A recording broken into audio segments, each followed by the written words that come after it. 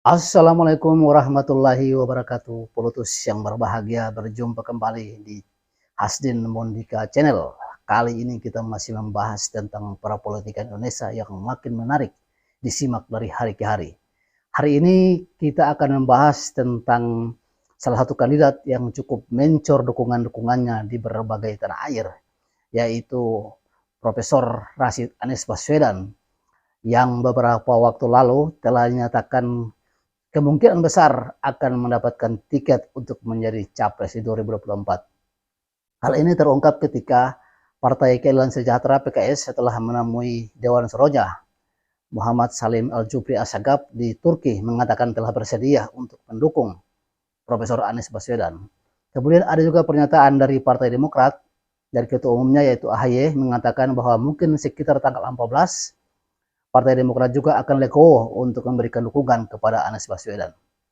Selama ini terjadi tarik-menarik antara PKS dan Demokrat sama-sama menginginkan posisi 02.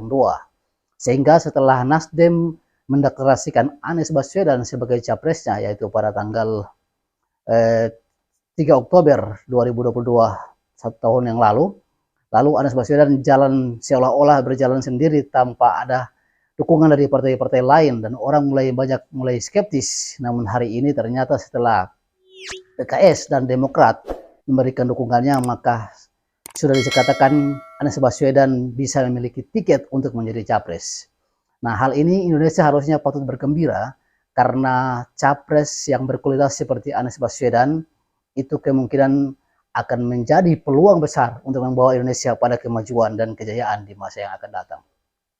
Kita lihat juga capres-capres lain yang juga kemungkinan akan bisa memenuhi persyaratan, yaitu Prabowo Subianto yang juga mungkin akan bergandengan dengan PKB, karena kalau Gerindra hanya mencari satu partai papan tengah itu bisa menjadi mencalonkan presidennya, sementara kalau partai-partai lain di luar Gerindra itu mungkin masih butuh dua, sehingga butuh 3 partai sehingga baru bisa mencalonkan diri sebagai capres.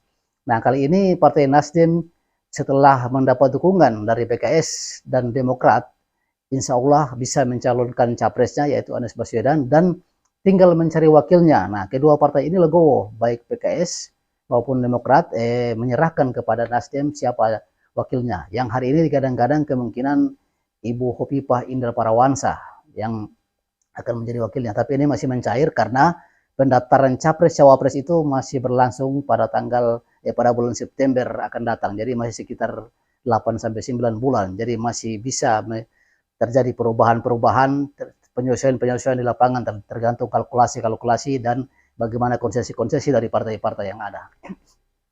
Menarik kita melihat bahwa perkembangan yang begitu dinamis dari pencapresan di Indonesia ini, bahwa kemungkinan akan muncul 2 sampai 3 pasangan calon, dan ini sesuatu yang cukup bagus yang bisa membawa perbaikan-perbaikan baik kualitas capres kemudian setelah hasil pasca capres yang akan datang.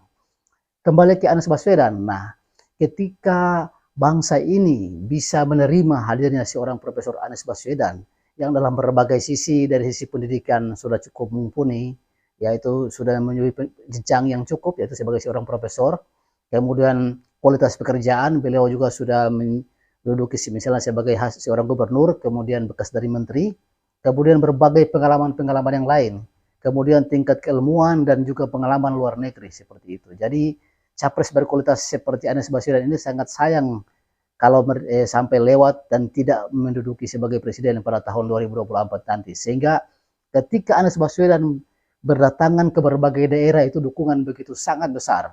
Masyarakat begitu sangat antusias karena masyarakat Indonesia sudah sangat merindukan adanya perubahan di Republik ini.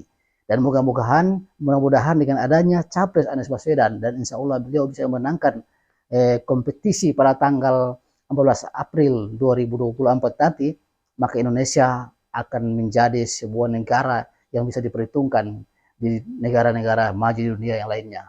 Karena Anies Baswedan yang punya kualitas, karena yang namanya pemimpin, yang namanya majunya bangsa-bangsa di negara manapun dalam catatan sejarah itu ditentukan dari kualitas pemimpinnya.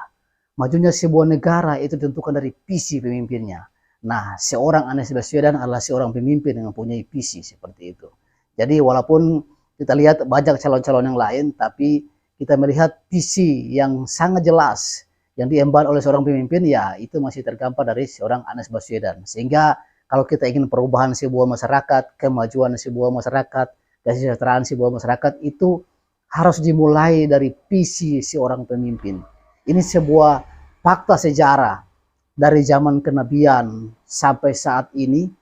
Untuk membuat sebuah perubahan bangsa-bangsa itu ditentukan dari visi dan kualitas pemimpinnya. Nah, hari ini kita atau siapapun Anda yang telah memilih Anies Baswedan atau mendukung Anies Baswedan untuk menjadi calon presiden, itu adalah telah berada di jalan yang benar, karena akan membawa Indonesia pada perubahan yang akan datang.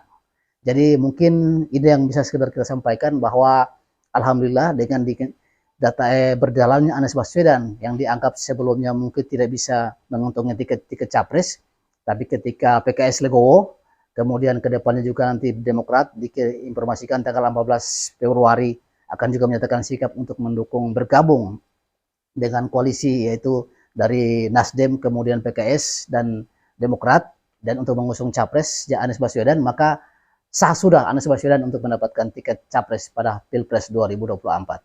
Jadi Polotus, mungkin demikian yang bisa kita sampaikan.